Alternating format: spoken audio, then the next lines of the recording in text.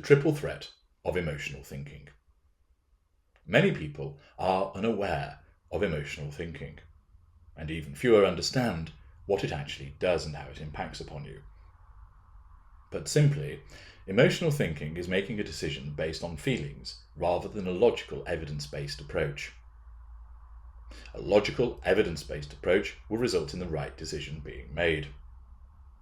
A simple example of this in a non-narcissistic setting would be you see a red sports car, and that feeling of pride that you would have in driving that car, vanity in looking good in front of other people, the fact that you feel that you deserve that car after having worked hard all year, draws you to decide, yes, I will look really cool in that car. The chicks will dig it. My friends will be envious. The neighbour will appreciate it because he's a car buff. It'll really feel really good to drive it. All of those are feelings. But what's the evidence? What's the logic? Well, it's an expensive vehicle that's not particularly practical for where you live. You already have a good car that's only a year old, and you can't really afford the repayments on this vehicle. Therefore, a logical, evidence-based decision would be don't purchase it.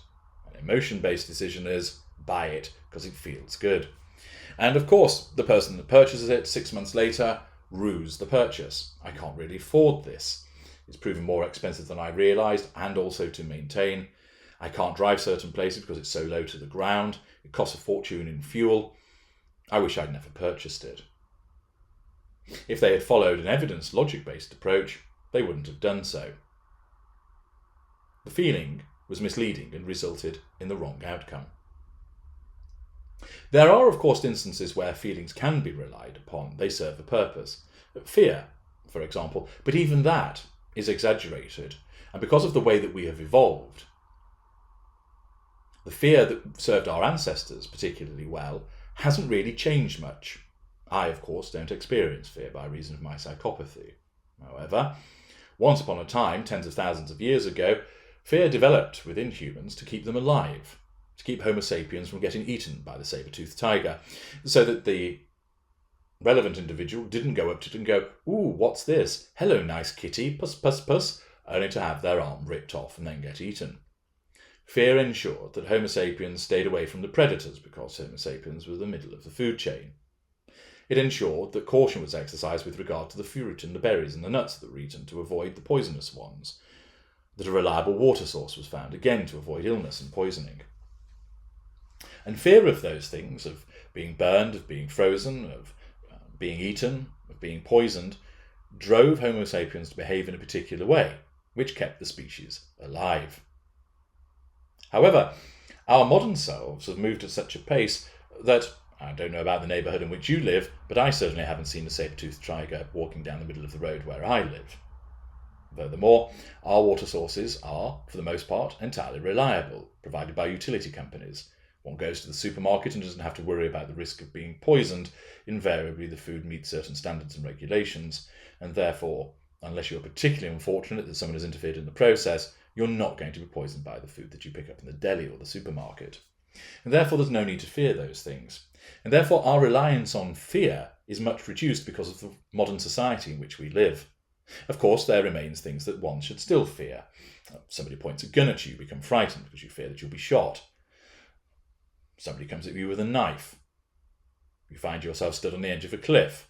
Those instances cause fear to occur. But for the most part, fear actually presents itself far more often than it should. And the reason is that the extent of the fear that we experienced all of those thousands of years ago runs at roughly the same level for the majority of the population, and ought to have been reduced by the much safer society that we largely live in. We're no longer at the middle of the food chain, we're at the top of it.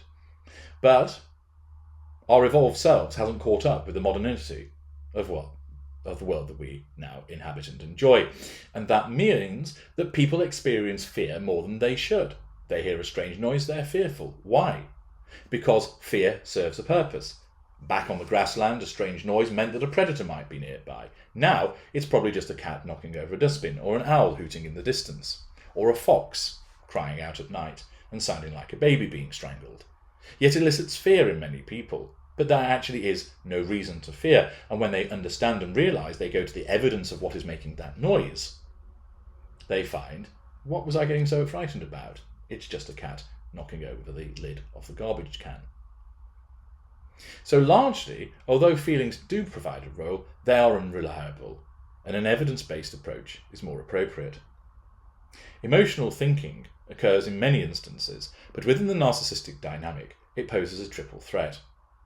Whenever you enter one or more of the 5 arenas of interaction, you suffer a number of downsides. One that you always experience is that you increase your emotional thinking.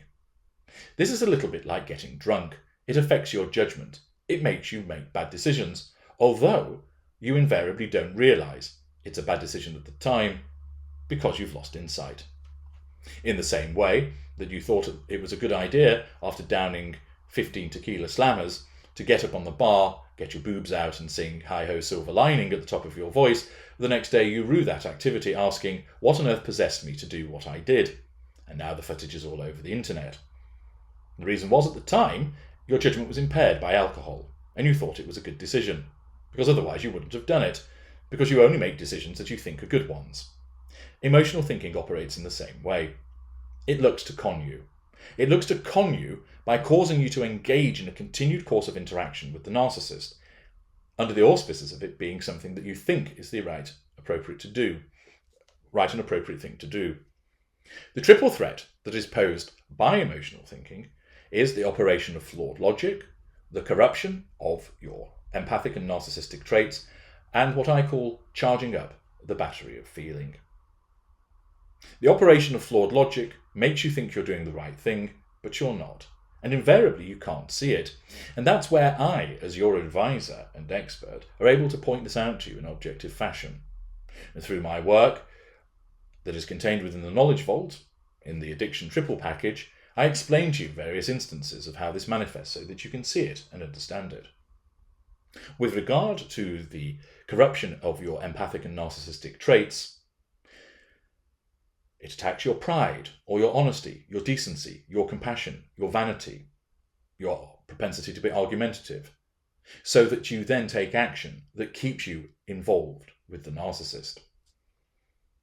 It's important to know which of those traits can be corrupted, and the trait detector determines that for you and gives you clear examples of how that manifests so you can know what to look out for. With the charging up of the battery of feeling, you basically feel a particular way: angry, sad, frustrated, irritated, happy, and so on and so forth. Your emotional thinking causes that emotion to occur so that you act on it. It makes you feel happy, so you continue to interact with the narcissist even though it's actually to your detriment. It makes you feel angry, so you go and confront the narcissist. What have you just done? Given the narcissist fuel, the narcissist lashed out at you and upset you, you've suffered an adverse consequence, and you've kept your emotional thinking high. And this battery of feeling, you need to drain it, because that's how you feel better. Your feelings of anxiety, fear, anger, frustration, unhappiness, feeling distraught, in pain because of what's happened owing to your interaction with the narcissist, all of that will go if you diminish your emotional thinking. And accordingly, your emotional thinking poses this triple threat. It creates flawed logic, it corrupts your traits, and it charges up your battery of feeling. And those are the 3 conduits to cause you to enter into one or more of the 5 arenas of interaction, and to keep you in those arenas of interaction for as long as possible. Because in so doing, you end up feeding your addiction. And the more that you stay in those arenas and the more that you go in, the more your addiction is fed. And if you are an empath, you have that addiction to the narcissist.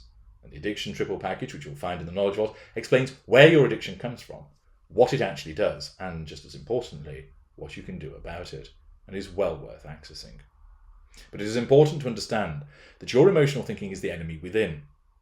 You face 2 battles, keeping us away from you and keeping yourself away from us. And it's often this second battle that is the hardest one. I've witnessed it many, many times in all of my own victims and, of course, the many, many people that I advise. And I see how difficult it is for them to conquer it.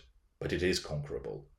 It takes effort, the right tools, which I provide you with, the best tools, which I provide you with, and your own fortitude, and you will succeed. But you need to be aware of this triple threat that emotional thinking poses, because it seeks to hinder your march to freedom and keep you entrenched and locked into the dynamic with the narcissist. I'm H.G. Tudor. Thank you for listening.